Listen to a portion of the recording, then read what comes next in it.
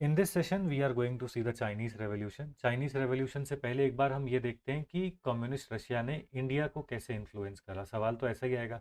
पहला तो हमने देखा कि न्यू इकोनॉमिक पॉलिसी जो कि लेनिन लेकर आया था, वो उसने इंस्पायर करा इंडिया को भी। इसी के साथ साथ जो वर्ड है सोशलिस्ट, ये जो वर्ड सोशलिस्ट है ये हमारे संविधान के प्रियम्बल में लिखा हुआ है, ये भी यहीं से आता है। इसके बाद अगर मैं और देखूं तो हमने मिक्स्ड इकोनॉमिक मॉडल का इस्तेमाल करा, जहाँ पे कुछ ऐसे सेक्टर होंगे जहाँ पे स्टेट का कंट्रोल होगा, बाकी सेक्टर में प्राइवेटाइजेशन हो सकती है। ये भी हमने कहाँ से लिया? ये भी हमने चाइना से लिया। इसी के साथ साथ रैपिड, चाइना बोल रहा हूँ, कहाँ से लिया? रशिया से लिया। इसी के साथ साथ रैपिड इंडस्ट्रियलाइजेशन जो थी, वो भी हमने कहाँ से ली? वो भी हमने ली कम्युनिस्ट रशिया से ही हम इन्फ्लुएंस हुए। इसी के साथ साथ हमने देखा कि 5 ईयर प्लान, 5 ईयर प्लान जो थे, 5 ईयर प्लान का जो मॉडल था, ये भी हमने कम्युनिस्ट रशिया से ही लिया। यहाँ पे लिखा है देखो, ठीक है। और इसी के साथ साथ आप कह लो कि वर्कर सिक्योरिटी के लिए एक्ट आए बहुत सारे, ये भी कहाँ से आए? ये भी इन्फ्लुएंस हुए, रशिया से ही इन्फ्लुएंस हुए। तो ऐसे करके आपको लिखना है कि कम्युनिस्ट रशिया का इंडिपेंडेंट इंडिया पे क्या इन्फ्लुएंस था। अब हम चलते हैं चाइनीज़ रेवोल्यूशन के ऊपर। चाइनीज़ रेवोल्यूशन क्यों होता है? तो चाइनीज़ रेवोल्यूशन बेसिकली दो भागों में बटा है। एक है शिनहाई रेवोल्यूशन ऑफ 1911, और दूसरा है चाइनीज़ कम्युनिस्ट रेवोल्यूशन, जिसकी वजह से क्या बनती है? पीपल्स रिपब्लिक ऑफ चाइना बनती है, एंड इट इट कल्मिनेट्स इन 1949। ठीक है। अब हमको जानना है कि भाई चाइना का सीन क्या है।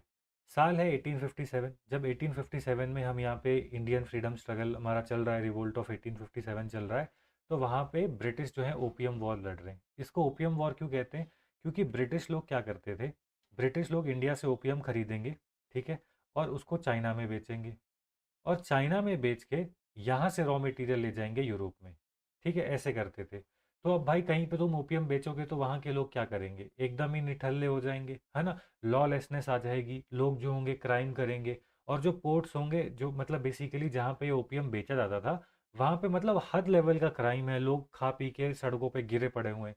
तो जो इनका राजा था किंग डायनेस्टी का, और उनका जो प्रोविंशियल गवर्नर था, वो कहता है कि हमने ब्रिटिशर्स को अब से पोर्ट की एक्सेस नहीं देंगे। ब्रिटिश कहते हैं अच्छा, पापा को बताओगे क्या होगा? ब्रिटिश हमला कर देते हैं, ओपियम वॉर्स होती हैं। और इसके बाद हांगकांग जो होता है, हांगकांग जो होता है, वो चले जाता है किसके पास? Hong Kong goes to the British, और वो एक ब्रिटिश पोजीशन बन जाता है। फिर इसके बाद of course it was very humiliating, लेकिन किंग डायनेस्टी भी क्या करेगी भाई, है ना। King dynasty also can not do anything, क्योंकि ब्रिटिश के पास सुपीरियर आर्म्स एंड टेक्नोलॉजी थी। लेकिन लोगों के पास तो है ना, मतलब लोग तो डेंजरस है ना, कि जब समाज ही तुम्हारे खिलाफ हो जाए। तो फिर हम देखते हैं 1899 के टाइम क्या होता है। 1899 में, 1857 से 1899 में हम आ चुके हैं, रफली यू कैन से कि 30 साल के बाद।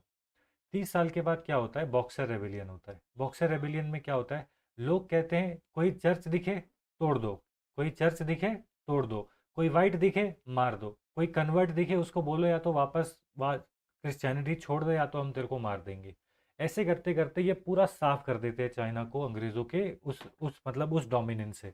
कल्चरल डोमिनेंस को जो अंग्रेज़ों की अंग्रेज़ करने की कोशिश करते हैं ना, अंग्रेज़ हमेशा क्रिश्चियनिटी को स्प्रेड करते हैं, उसको बॉक्सर रेबेलियन ने चैलेंज करा। फिर इसके बाद क्या होता है? धीरे धीरे समय आता है, टाइम आता है, और इसके बाद सबसे पहले होगा शिनहाई रेवोल्यूशन। शिनहाई रेवोल्यूशन का जो सूत्रधार है वो कौन है? सुनियत सेन। सुनियत सेन कहता है अरे हम क्या किंग किंग करते रहते हैं, ये जो किंग डायनेस्टी का राजा है ना, हम क्या किंग किंग डायनेस्टी के राजा को करते रहते हैं, ये तो है भी भाई मनचाओ माइनॉरिटी ग्रुप का, और हम तो एथनिक हान चाइनीज हैं, ये तो हमारा एथनिसिटी का भी नहीं है, जिसको हमने 2000 सालों से बिठा रखा है, 2 मिलियन तक इन्होंने राज करा, 2000 ईयर्स, ठीक है।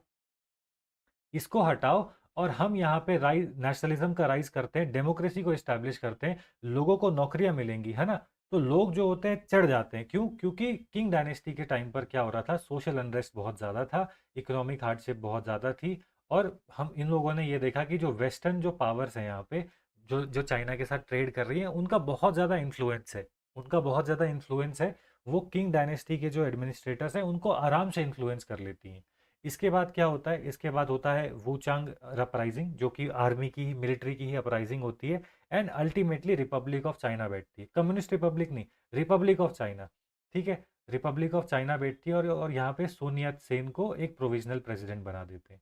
अब आगे बढ़ते बढ़ते बढ़ते बढ़ते क्या होता है? रशिया के अंदर अभी 1912 चल रहा है ना, तो हमने देखा ना 1922 के अंदर क्या हो जाता है? कम्युनिस्ट सोवियत यूनियन का इस्टेब्लिशमेंट हो जाता है। यहाँ पे देखो लिखा भी होगा, ये देखो, Soviet union was established in 1922। तो अब यहाँ पे क्या हो रहा है, कम्युनिज्म का उदय हो रहा है। तो जैसे ही वहाँ पे सोवियत यूनियन का उदय होता है, यहाँ पे 1921 में चाइनीज कम्युनिस्ट पार्टी बैठ जाती है पावर में आके। 1921 में चाइनीज कम्युनिस्ट पार्टी बैठ जाती है। अब बेसिकली क्या हो रहा है, अब बेसिकली चाइना के अंदर कुछ इवेंट्स होंगे, जैसे कि अभी पार्टी रूल कौन सी कर रही है, केएमटी। जैसे चाइना में अभी केएमटी है, तो केएमटी कैसी है, डेमोक्रेटिक नेचर की है। इसको कुमिनतांग भी कहते हैं, काउमिनतांग। ठीक है, काउमिनतांग इस पार्टी को कहते हैं। तो ये कैसी है, थोड़ी डेमोक्रेटिक नेचर की पार्टी है, थोड़ी लिबरल पार्टी है। ठीक है, तो कुमिनतांग जो होती है ये वर्सेलीज में जाती है नेगोशिएट करने के लिए। अब चाइना जो है, ये तो जो एलाइड पावर्स के साथ ही था, है ना, मतलब ये तो it was with the countries like Britain, France and Russia, इनके साथ ही था। और बेसिकली इनको धोखा मिल जाता है वर्सेलीज में। जो शानडोंग प्रोविंस होता है जो कि चाइना का है, वो कहते हैं कि ये जापान रख सकता है। तो फिर यहाँ पे इनको धोखा मिलता है। ठीक है, तो इन चाइना का वेस्ट के ऊपर भरोसा उठ गया वर्सेलीज के बाद। अब चाइना को आइडियोलॉजी चाहिए, तो वो देखते हैं कि भाई बगल में यूएसएसआर जो कि 1922 में बना था, 1927 तक ऐसे दिख रहा था कि यूएसएसआर पता नहीं कहाँ पहुंच जाएगा। लेनिन के नीचे था ना, लेनिन मतलब बहुत ही अच्छा प्रोपोगंडा करते थे। तो मतलब डेंजरस लेवल पे ऐसे चल रहा था कि पता नहीं यूएसएसआर में मतलब भगवान ने हेवन ही बना दिया, ऐसी बातें हो रही थी। तो यहाँ पर क्या होता है, कम्युनिस्ट पार्टी ऑफ चाइना जो होती है, वो क्या देखती है, वो भी मतलब थोड़ी सी अब उग्रवादी हो रही है, कि मतलब वो चाहती है कि अब चाइना में भी कम्युनिज्म आए।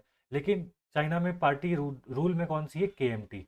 ठीक है, तो यहाँ पे आप देखते हो 1927 phase of cooperation, CCP and KMT cooperated on and off, but during the northern march of KMT to unify China by subduing warlords, KMT and CCP came in direct conflict।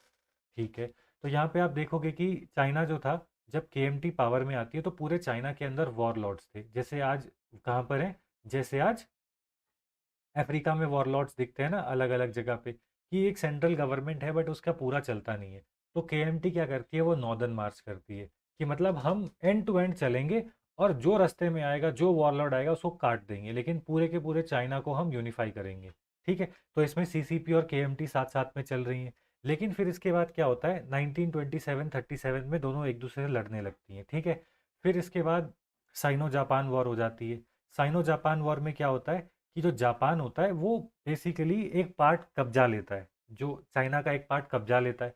और जो सीसीपी होती है, the CCP active resistance against Japanese aggression during the war gain them wide spread popularity. तो देखो, जैसे मतलब यहाँ पे मान लो कि ये जापान है, ऐसा मैप है ना, यहाँ पे ऐसे जापान है, और ये ऐसे करके कुछ चाइना है बड़ा सा, है ना। जापान ये एरिया हथिया लेती है। सीसीबी कहती है मर जाएंगे लेकिन अपने ज़मीन का एक टुकड़ा नहीं देंगे, है ना, हम जाके वहाँ पे झंडा लगा के आएंगे, जापान के इस एरिया, जापान को इसको फ्री करेंगे, और हम यहाँ पे चाइना का झंडा लगाएंगे। तो सडनली सीसीपी का राइज होने लगता है। ठीक है, सडनली सीसीपी का राइज होने लगता है, और लोग जो है वो सीसीपी के पीछे रैली करने लगते हैं, कम्युनिस्ट पार्टी ऑफ चाइना के पीछे। ठीक है, और फिर उसके बाद क्या होगा, इसके बाद कोमिंतांग जो कि लिबरल होती है, वो सीसीपी को मारने लगती है, क्योंकि वो देखती है कि भाई ये तो अथॉरिटी चैलेंज कर रहे हैं। इन दोनों के बीच में क्या हो जाता है, सिविल वॉर हो जाती है।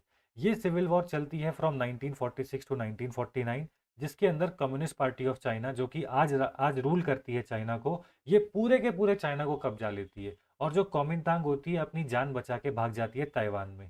ठीक है, ताइवान में, और आज जो, और ये इस्टेब्लिश करती है basically Republic of China in Taiwan.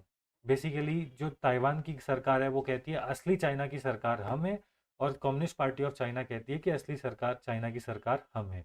तो इसीलिए आप देखोगे कि बहुत सारी, जैसे शी जिनपिंग भी हो गए, ये सारे चाइना को ताइवान को कब्जाना चाहते हैं। और जो केएमटी के नीचे जो फाइनल एरिया है वो भी कम्युनिस्ट पार्टी ऑफ चाइना के नीचे लेके आना चाहते हैं। और इसको कौन रोकता है, इसको रोकता है अमेरिका। क्यों, क्योंकि केएमटी कैसी है, डेमोक्रेटिक है, और चाइना कैसी है, चाइना कैसी है, वो कम्युनिस्ट है ना, सीसीपी कैसी है, कम्युनिस्ट है। तो अगर अगर ताइवान हार जाता है चाइना के सामने, तो this is basically victory of communism over the democracy. इसलिए फिर इनके पीछे यूएसए आ गया, तो इसलिए थोड़ा एक स्टेटस को मेंटेन्ड है। समझ आ गया। चलिए देखते हैं impact on contemporary world, spread of communism. तो यहाँ पे लिखा है कि चाइनीज रेवोल्यूशन ने कम्युनिस्ट आइडियोलॉजी को री इन्फोर्स किया, और उसको एक ऑल्टरनेटिव दिखाया वेस्टर्न कैपिटलिज्म के खिलाफ। डीकॉलोनाइजेशन की बात करें, तो उन्होंने offered a model of indigenous revolution against colonial power. ये भी बात सही है ना। 1949 के आसपास। कोल्ड वॉर की अगर हम बात करें, it help create a bipolar world as China aligned with communist bloc and later shifted towards USA, altering the balance. Economic model की बात करें, it emphasise land reforms and rural industrialisation. Social policies की बात करें तो promoted literacy and health care but also political repression. Proxy war, it influence revolutionaries in south east Asia and Africa. And लिख देना यहाँ पे नॉर्थ ईस्ट इंडिया भी, ठीक है। North east India and left wing extremism, उनको भी ये फॉरवर्ड करते हैं। जहाँ पे भी कम्युनिज्म दिखती है, चाइना वहाँ पे घुस जाता है वायलेंट कम्युनिज्म में, ठीक है। तो आप ऐसे करके लिख सकते हो। और चाइना, चाइना का ये वाला देखो क्या लिखा है, क्या मस्त पॉइंट लिखा है। It help create a bipolar world as China aligned with communist bloc. तो क्या हो रहा था, it was USA versus USSR. USSR थोड़ा वीक पड़ता है, तो इनके साथ खड़ा हो जाता है चाइना, ठीक है। और जब चाइना की यूएसएसआर की डिसइंटीग्रेशन होती है, तो चाइना इसकी गोदी में जाके बैठ जाता है यूएसए की, और इनके साथ अच्छे अच्छे ट्रेड पैक्ट कर लेगा चाइना। और धीरे धीरे जब इनके बराबर हो जाता है, तो फिर से यूएसए वर्सेस चाइना होने लगेगा अब। तो अब ऐसा है कि यूएसए वर्सेस चाइना है, प्लस रशिया है। समझ रहे हो? जैसे अभी अभी अमेरिकन पॉलिसी में शिफ्ट आया है, जो कि ये कहते हैं कि अब हमारा अमेरिका जो रशिया जो है, हमारा कोई ग्रेट एडवर्सरी नहीं है। अब ग्रेट एडवर्सरी कौन है भाई? नाउ इट इज़ चाइना, है ना। मतलब यूएसए ने ये कहा है कि रशिया जो है वो हमारा ग्रेटेस्ट एडवर्सरी अब नहीं है, पॉलिसी में शिफ्ट आया है। तो कौन होगा? ऑफ कोर्स, मतलब बोलेंगे थोड़ी तो चाइना होगा। तो अब क्या हो चुका है, यूएसए वर्सेस चाइना है, प्लस रशिया, ऐसा है। अब प्लस एडिशनल रशिया है, मेन चाइना है। चलिए देखते हैं यहाँ पे क्या लिखा है। The Russian and Chinese revolutions, though separated by geography and decades, were transformative movements. They sparked global rise in socialist and communist movements, challenging traditional power structures. However, both revolutions also faced criticism for repression and human rights abuse. These revolutions stand as testament to power of political change shaping ideological landscape of 20th century and beyond. बढ़िया है। आप यहाँ पे देख सकते हो कि सवाल कैसे आता है। वर्ल्ड हिस्ट्री के कोई अफेयर है, उसको इंडिया पे उसका क्या इन्फ्लुएंस हुआ ये पूछते हैं, है ना। तो new economic policy 1921 of Lenin had influenced the policies adopted by India soon after independence, evaluate. देख रहे हो? तो ऐसे सवाल आते हैं, है ना।